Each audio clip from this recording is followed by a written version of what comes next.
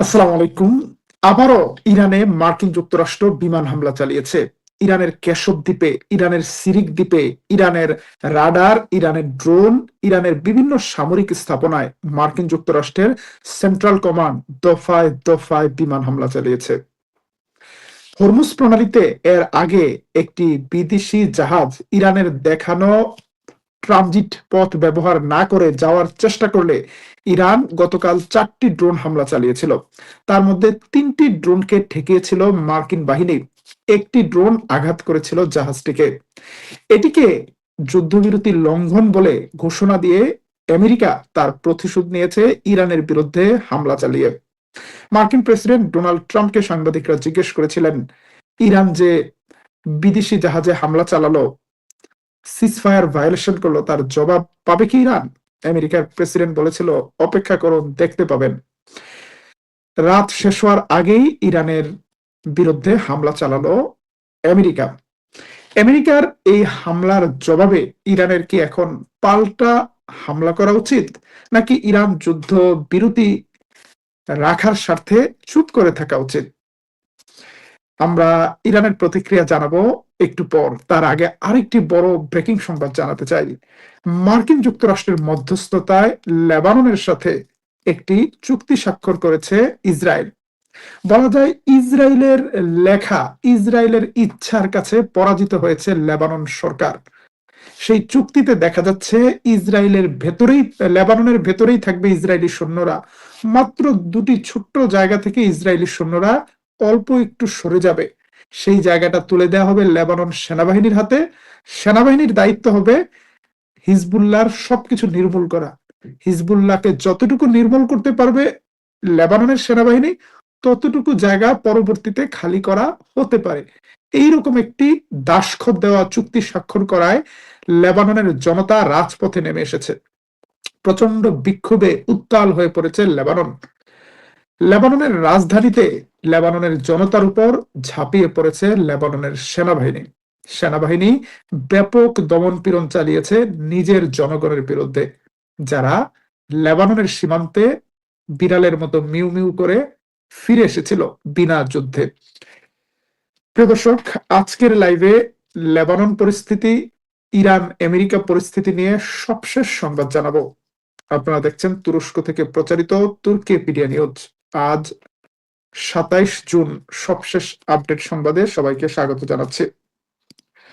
মার্কিন যুক্তরাষ্ট্র যুদ্ধবিরতির চুক্তি লঙ্ঘন করে ইরানের নির্ধারিত পথে জাহাজ না পাঠিয়ে বরং বিকল্প একটি পথ খোলার চেষ্টা করেছিল বলে অভিযোগ করেছে ইরান। কিন্তু বিকল্প কোনো পথ ইরান সহ্য করবে না, টলারেট করবে না। সেই মেসেজ দেওয়ার জন্য ইরানের নির্ধারিত পথের বাইরে দিয়ে যারা জাহাজ পরিচালনা করছিল তাদেরকে অ্যাটাক করেছে ইরানের আইআরজিসি। আবার ইরান সাথে সাথে সেটা আমেরিকাকে ফোন করে জানিয়েও দিয়েছে যে এরা আমাদের নিয়ম লঙ্ঘন করেছে, সে কারণে আমরা হামলা চালিয়েছি।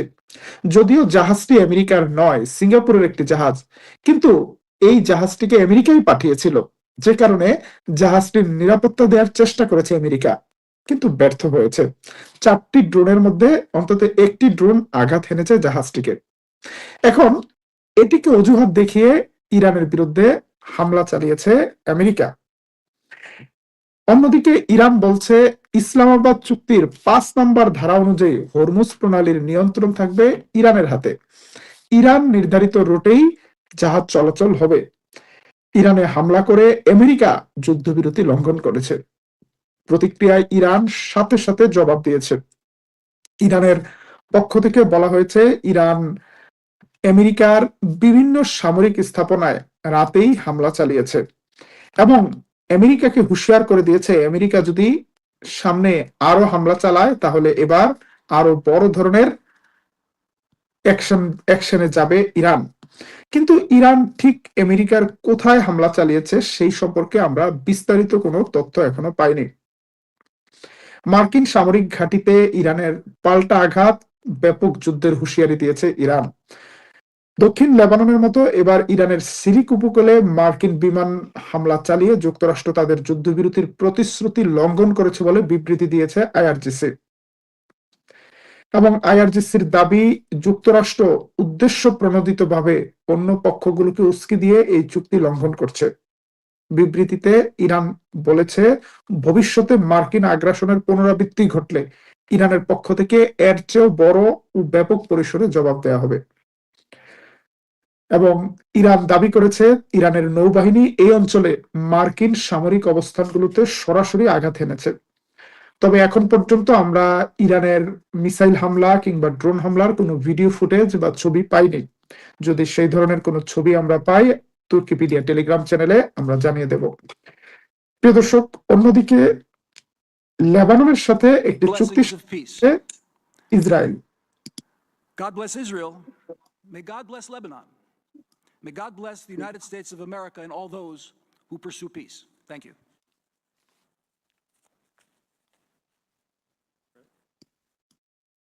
গড ব্লেস ইসরায়েল, আল্লাহ ইসরায়েলের মঙ্গল করুক, এই ঘোষণা দিয়ে শুরু হয় চুক্তি স্বাক্ষর। টানা 4 দিন ধরে আলোচনা চলে ওয়াশিংটন ডিসিতে।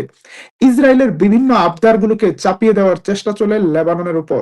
লেবানন সরকার দুর্বল, তারা নানাভাবে এই চুক্তি থেকে পিছপা হওয়ার চেষ্টা করে অথবা চুক্তিতে নিজেদের কিছু ধারাও যুক্ত করার চেষ্টা করে, কিন্তু লেবাননের স্বার্থ কতটুকু রক্ষা হয়েছে সেটা নিয়ে প্রশ্ন রয়েছে।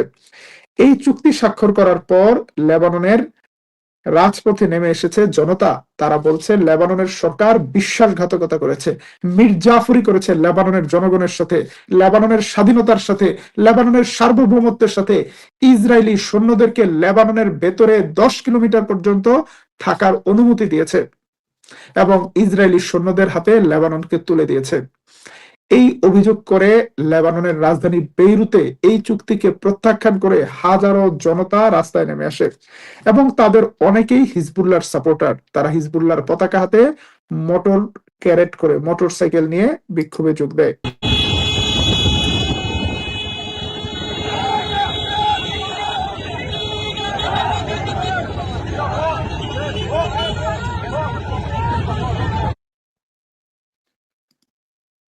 বিক্ষোভের এক পর্যায়ে রাস্তায় টায়ার জ্বালিয়ে বিক্ষোভ প্রদর্শন করে এবং উত্তপ্ত স্লোগান দেয়। শেষ পর্যন্ত বিক্ষোভ দমন করতে লেবানন সেনাবাহিনী মোতায়েন করে। সেনাবাহিনীর মিলিটারি পুলিশ ঝাঁপিয়ে পড়ে বিক্ষোভকারীদের উপর, তাদেরকে ছত্রভঙ্গ করতে অতিরিক্ত শক্তি প্রয়োগ করে। বেঁধে যায় সংঘাত। লেবাননের লেবাননের জনগণের স্বার্থ জলাঞ্জলি দিয়ে যে চুক্তি করেছে লেবাননের সরকার ইসরায়েলের সাথে, এই চুক্তিটি লেবাননকে অভ্যন্তরীণভাবে আরো উত্তপ্ত করে তুলতে পারে। হিজবুল্লাহ হুঁশিয়ার করে দিয়েছে, তারা লেবাননের এই দাসখত চুক্তি তারা মানবে না। তারা এই চুক্তি প্রত্যাখ্যান করেছে। লেবাননের হিজবুল্লাহকে ধ্বংসের বিনিময়ে আমেরিকা থেকে, ইসরায়েল থেকে যে পুরস্কার পাওয়ার স্বপ্ন দেখছে লেবাননের সরকার, সেই স্বপ্ন বাস্তবায়ন হবে না। লেবাননের সরকার ইসরায়েলের সাথে, আমেরিকার সাথে চুক্তি করার মাধ্যমে এখন নিজের জনগণের বিরুদ্ধেই মুখোমুখি অবস্থানে দাঁড়িয়েছে। প্রিয় দর্শক, আমরা আরেকটি সংবাদ দিচ্ছি। সেই সংবাদটি সৌদি আরব থেকে।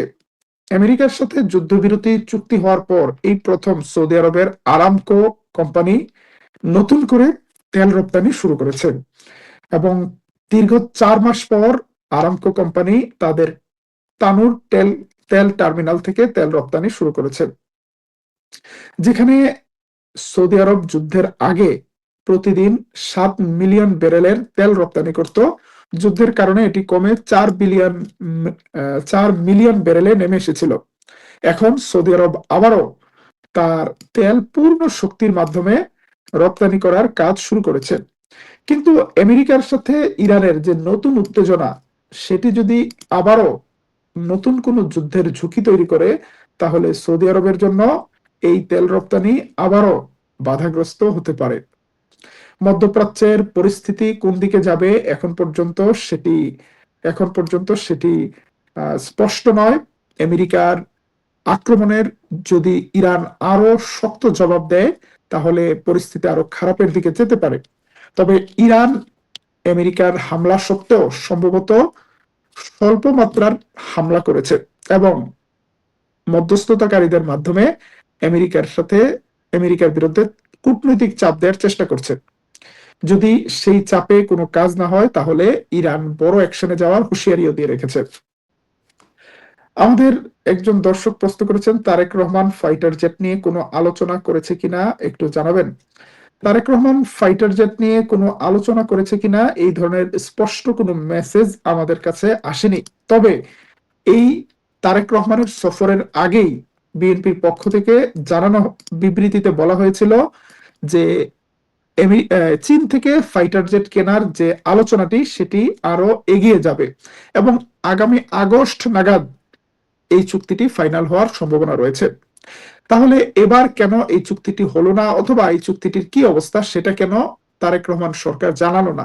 এটার একটা কারণ হতে পারে, এই মুহূর্তে ভারতকে উত্তেজিত করতে চাইছে না বাংলাদেশ। কূটনীতিকভাবে একটা ম্যাচিউর স্টেপ হিসেবে আপাতত চীনের সাথে অর্থনৈতিক এবং স্ট্র্যাটেজিক বিষয়গুলোকে প্রকাশ করেছে বাংলাদেশ। সামরিক খাতে আলোচনা, সমঝোতা, এই বিষয়গুলোকে মিডিয়াতে এখনই প্রকাশ্যে আনেনি। ঐতিহাসিকভাবে বাংলাদেশ সেনাবাহিনীর 80 to 90% উইপন্স আসে চীন থেকে। বাংলাদেশ বিমান বাহিনীর বেশিরভাগ বিমান চীনের, এবং বাংলাদেশ বিমান বাহিনীর জন্য চাইনিজ ফাইটার জেট ব্যবহার করাই সবচেয়ে ভালো, কারণ চাইনিজ ফাইটার জেট গুলো দামে আমেরিকা ইউরোপ থেকে কম, আবার বাংলাদেশের বিমান বাহিনী চাইনিজ ফাইটার জেট ব্যবহার করতে অভ্যস্ত। তবে তারেক রহমান একটি মেসেজ দিয়ে, একটি ছবি দিয়ে একটি মেসেজ দিয়েছেন। তারেক রহমান চীন সফর থাকা অবস্থায় চাইনিজ মিসাইলগুলো পরিদর্শন করেছেন। চীনের আরো অনেক সামরিক স্থাপনা পরিদর্শন করেছেন, তবে ছবি দিয়েছেন একটি। আশা করি দাদাদের জন্য এই একটি ছবি যথেষ্ট।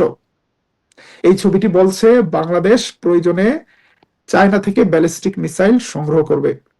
বাংলাদেশ প্রয়োজনে চায়না থেকে অ্যাডভান্স এয়ার ডিফেন্স সংগ্রহ করবে। শুধু ফাইটার জেট নয়, বাংলাদেশ ব্যালিস্টিক মিসাইল, এয়ার ডিফেন্সের ব্যাপারেও আলোচনা অব্যাহত রেখেছে। আশা করি সময় মতো সরকার সিদ্ধান্ত নেবে। তবে সবকিছুর জন্যই একটি ধীরে ধীরে ধাপে ধাপে আগানো উত্তম। বাংলাদেশের তিস্তা প্রকল্পের খবর কি জানাবেন? তিস্তা প্রকল্প নিয়ে ব্যাপক আলোচনা হয়েছে চীনের সাথে। চীন বরং তিস্তা প্রকল্পের ব্যাপারে অতিরিক্ত আগ্রহ দেখিয়েছে। চীন বলেছে তারা তিস্তা প্রকল্পে সব ধরনের সহযোগিতা করতে প্রস্তুত আছে। শুধুমাত্র পানি বন্টন বা ওয়াটার সেচ প্রযুক্তি নয়, এর আশেপাশে বিভিন্ন ধরনের বাণিজ্যিক সুযোগ তৈরি, অর্থাৎ এটা চীনের পরিকল্পনারও একটা অংশ।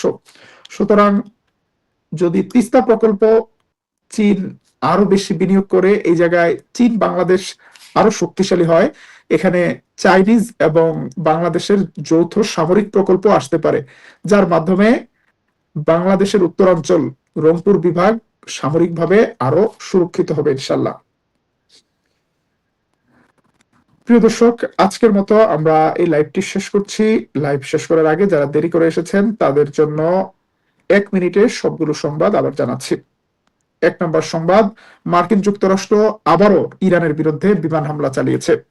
হরমুজ প্রণালীতে একটি জাহাজে ইরান হামলা চালিয়েছে। এই অজুহাতে আমেরিকা ইরানের সিরিক দ্বীপে, কেশব দ্বীপে বিমান হামলা চালিয়েছে, বিভিন্ন সামরিক স্থাপনায়। পাল্টা জবাব দিয়েছে ইরান। ইরানের নৌবাহিনী আমেরিকার বিভিন্ন সামরিক স্থাপনায় হামলা চালিয়েছে এবং আমেরিকাকে হুঁশিয়ার করে দিয়েছে যদি আবারও যুদ্ধবিরতি লঙ্ঘন হয় তাহলে ইরান ব্যাপক যুদ্ধের জন্য প্রস্তুত আছে।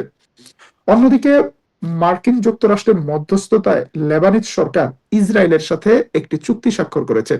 সেই চুক্তি অনুযায়ী অল্প দুটি এলাকা থেকে সেনা প্রত্যাহার করবে ইসরায়েল, কিন্তু লেবাননের ভেতরে 10 কিলোমিটার এলাকা পর্যন্ত ইসরায়েলি সেনারা অবস্থান করবে তথাকথিত সিকিউরিটি জোন নিয়ে। এবং লেবাননের সরকার যত বেশি হিজবুল্লাহর বিরুদ্ধে ব্যবস্থা নিতে পারবে, লেবাননের সরকারকে তত বেশি সুবিধা দেওয়া হবে। Performance base agreement, it's not a final agreement.